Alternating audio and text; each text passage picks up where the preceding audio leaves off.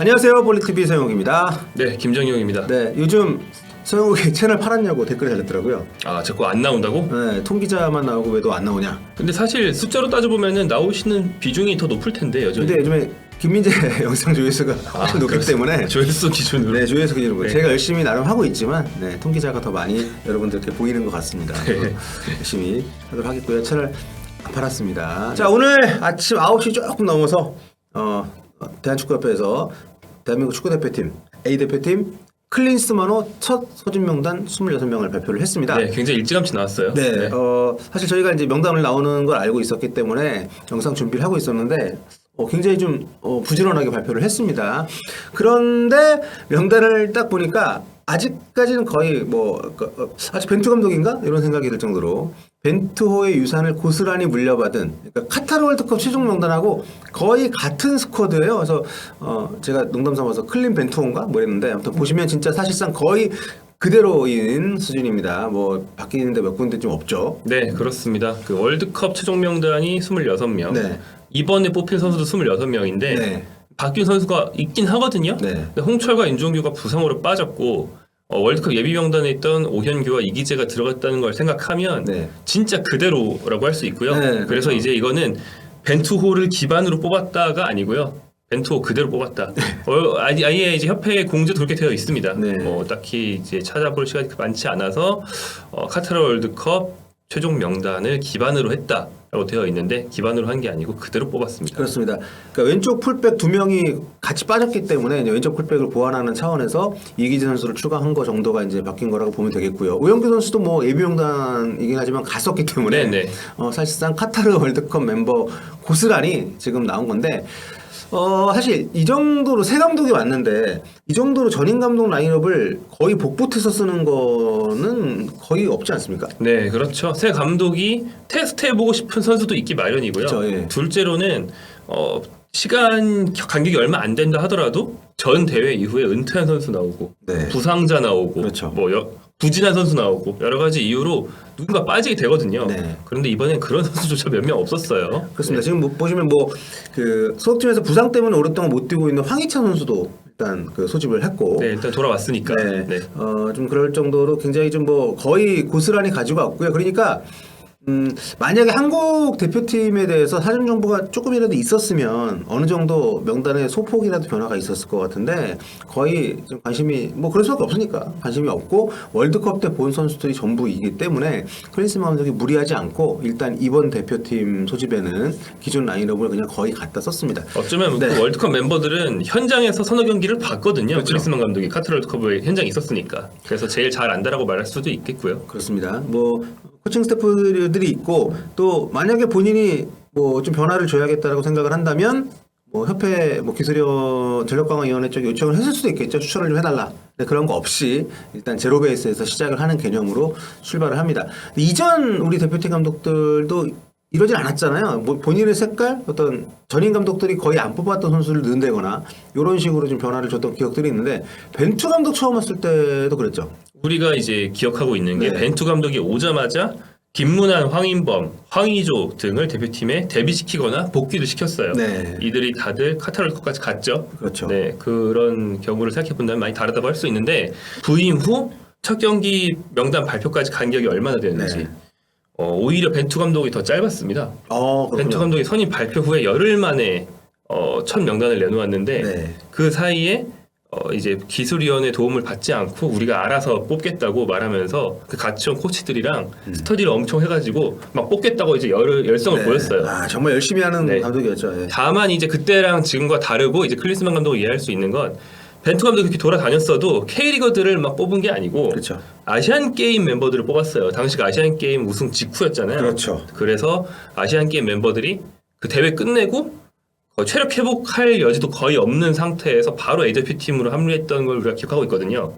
그러니까 이제 클린스만 감독에게는 그런 좀 쉽게 선수들을 볼만한 네. 국제 대회나 뭐 청소년 대표팀의 최근 성적 같은 게 없었으니까 네. 또 이해할 수 있는 부분이긴 합니다. 그렇죠. 그리고 심지어 자국 리그도 지금 개막한 지 얼마 안 되기 때문에 지금 뭐 클린스만 감독이 이렇게 복부 대표팀 명단을 발표한 것이 이해가 안 가는 부분은 분명히 좀 아닙니다.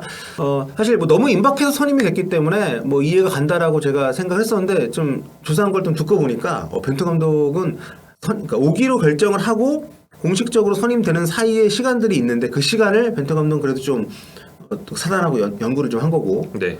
클린스만 감독 같은 경우는 아직까지 그 본인의 뭐랄까 좌장들하고 미팅도 안 한 상태니까 네네네. 네. 그분들이 오히려 클린스만 감독보다 한국 선수들 모를 수도 있겠네요. 아 그분들은 그렇습니다. 그렇죠. 클린스만 감독은 뭐 서울 울산전 가서 그렇죠. 최철원 선수의 실수도 보고 네. 그리고 월드컵도 어쨌든 우리 경기를 다 봤으니까. 네.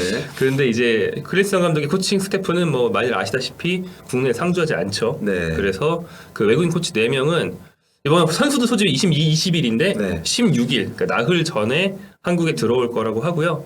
그 중에 3분이 이제 독일, 오스트리아 쪽 비슷한 배경이시고 스팅가라 코치만 이탈리아 배경인데 3명 같이 이탈리아에서 온 스팅가라 코치 따로 이렇게 2대에 걸쳐서 들어온다고 해요. 그리고 어차피 지금은 클린스만 감독도 임시 거처인 호텔에 묵고 있어서 아마도 뭐지 이건 제 짐작입니다만 같은 호텔에 있으면서 그 나흘 동안 이제 스터디를 하고 그 다음에 20일에 선수들을 만나지 않을까. 근데 지금 이게 제가 약간의 아쉬움이라고 하면 좀 그렇고 좀 그래도 좀 변화를 주지 않을까 한두 명이라도 생각을 했던 건 뭐냐면 보통 이제 1기 소집은 새로운 감독이 자기 색깔을 좀 드러내고 또 그 뒤로 이어지는 대표팀 임기 내내 어떤 소집 라인업의 기준점이 되는 그런 그 스쿼드이기 때문에 굉장히 좀 관심 많이 받잖아요. 게다가 이제 이 첫 소집에 발탁이 돼서 주전으로 도약을 해가지고 계속 이제 발탁이 되는 선수들 뭐 황태자 얘기도 나오고 막 이러는데 오히려 아마 벤투 감독이 계속 연임을 했다면 더 변화를 많이 주지 않았을까 싶을 정도로. 그렇죠. 벤투 감독 잘 아니까. 그렇습니다. 월드컵 끝난 지 벌써 석 달이 지났기 때문에 어떻게 보면 좀 이게 괜찮나 이런 생각이 자꾸 들긴 합니다. 네, 좀 아쉬운 면이 있죠. 네, 아쉬운 면이 있고 결국에는 기존 선수들 중에서도 황태자가 나와도 나오지 않겠냐 이렇게 말을 할 수 있긴 한데 이제 벤투 감독이 준비한 뒤에 4년이 지나서 월드컵을 해서 지금 대표팀 선수들이 어리지가 않아요. 네, 그렇죠. 저 중에서 유망주라고 할 수 있는 선수는 이제 한 넓게 봐도 송민규 아니면 오현규 정도밖에 안 남았어요. 그렇죠. 대표팀의 핵심이라고 할 수 있는 이제 96 라인 밑으로가 그렇게 많지가 않습니다. 구룡 라인도 이제 한창 때라서 네, 그렇죠. 그렇기 때문에 좀 물갈이를 어차피 앞으로 해야 됩니다. 네. 그러니까 이 멤버 그대로 갈 일은 아마 없는 그런 멤버고 오늘은 이제 이번 멤버는 이렇게 얘기를 해야겠죠. 카타르 월드컵 멤버 중에서 이제 직접 자기 눈으로 확인을 하고 네. 누구를 남겨놓을지를 결정하는 그런 자리가 되지 않겠나 이렇게 얘기를 해야겠죠. 그렇습니다. 뭐 그 사이에 이제 6월달 수집이 있는데 그 사이에 뭐 이제 자국 리그 아니면 유럽 리그 이런 쪽을 많이 봐야 될 것 같고 유럽에 나가야 있지만 대표팀 발탁이 안 된 선수들도 좀 있기 때문에 여러 가지 변화가 6월에는 분명히 좀 있지 않을까 이런 생각이 좀 되고요. 자, 아무튼 뭐 지금 서울 울산전 갔을 때 한 경기 보고 뽑는 건 솔직히 그렇긴 하지만 그래도 좀 뭐 한 명 정도 넣지 않을까 했던 생각을 했었는데 전혀. 그러니까 오히려 첫 소집이니까 네. 스탯만 보고 K리그 최고 스탯인 선수들 몇 명 넣을 수는 있잖아요. 그렇죠. 그러면 주민규 아니냐 이런 저도 얘기들이 그래서 나왔죠. 했어요. 네. 또 그때 마침 골 넣었고. 그 골도 그 골이고 그냥 스텝 보고 이 선수 넣어 봐야겠다 이러면 이제 주민규나 어시왕 이런 선수들 들어오는 거니까 네. 지난 시즌 베스트 11이라든지 하지만 그런 시도는 전혀 없었다. 네, 뭐 이거 어떻게 해석하느냐에 따라 다르겠지만 제로 베이스로 일단 뭐 이번까지는 뭐 내 지분이 크지 않고 다음부터 내가 이제 할 거니까 일단은 제로 베이스로 출발하겠다 이렇게 해석을 해도 좋지 않을까 싶은데 아무튼 벤투의 유산인 이 스쿼드를 그대로 쓴다는 거는 전술적으로 만약에 변화를 준다면은 아무래도 선수 구성이 좀 바뀔 필요가 있을 것 같은데 그럼 전술도 어쨌든 거의 월드컵 때랑 똑같이 간다고 봐야 되겠네요. 아 그렇겠죠. 네. 일단 뭐 벤투 감독이 쓰던 축구가 어떤 굉장히 특이해서 벤투밖에 소화 못하는 그런 축구가 아니고 네. 평범한 축구를 되게 뚝심이 있게 높은 완성도로 밀어붙인 거였으니까. 그렇죠. 예측 가능한 라인업이라고도 얘기를 많이 했죠. 네, 그래서 이제 포메이션이나 선수 구성이나 상식적인 수준이었단 말이에요.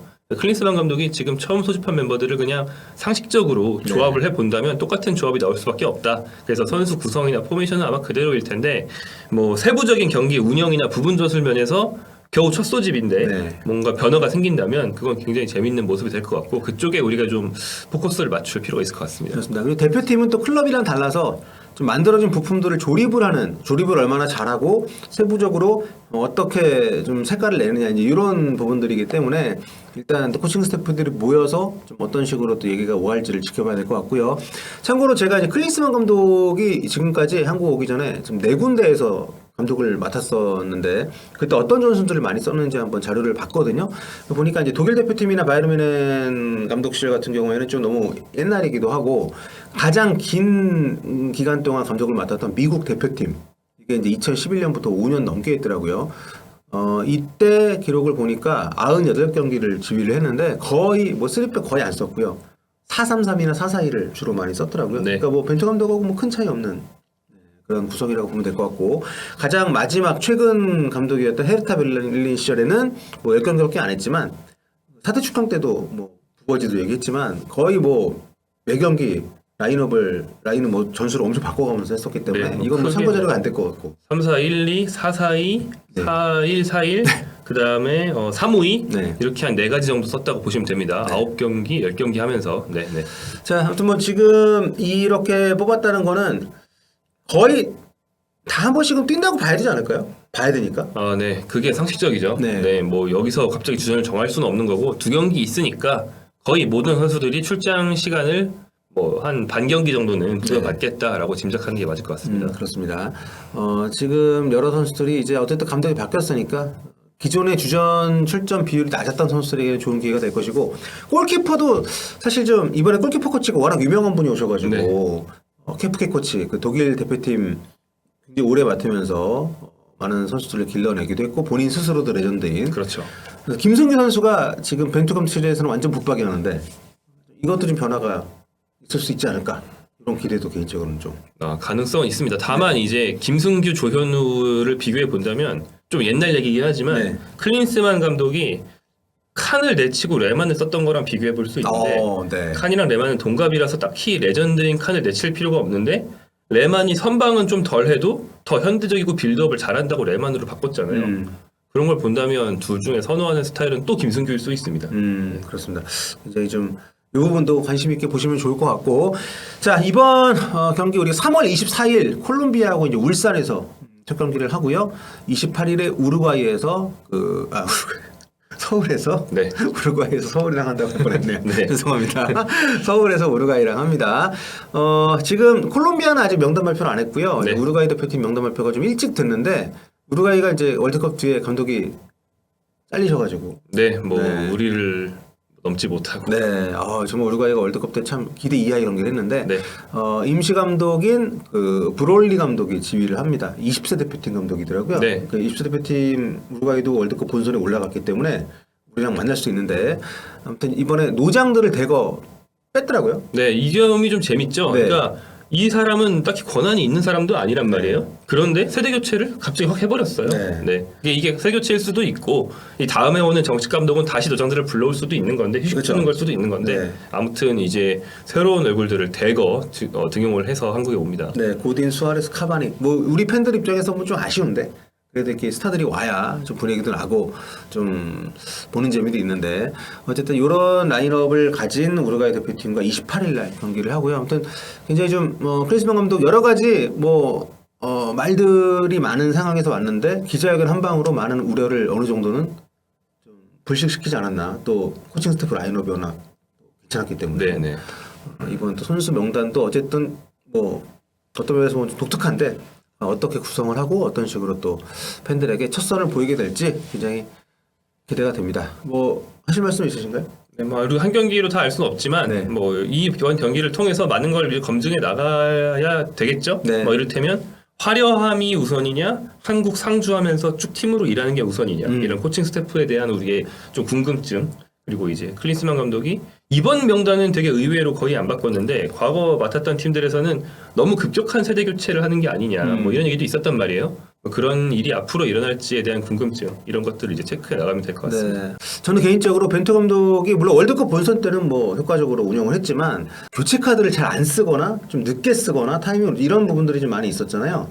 클린스만 감독은 교체 카드 활용을 어떻게 할 것인지 이것도 좀 이번 첫 A 매치에서 좀 많이 기대가 되는 부분입니다. 평가전이니까 더욱더 네. 빨리빨리 쓸 수도 있다. 그렇죠. 아예 그냥 뭐 하프타임에 뭐 단체를 바꿀지도 모르겠지만 어쨌든 A 매치 인정되려면 6명까지밖에 못 바꾸잖아요.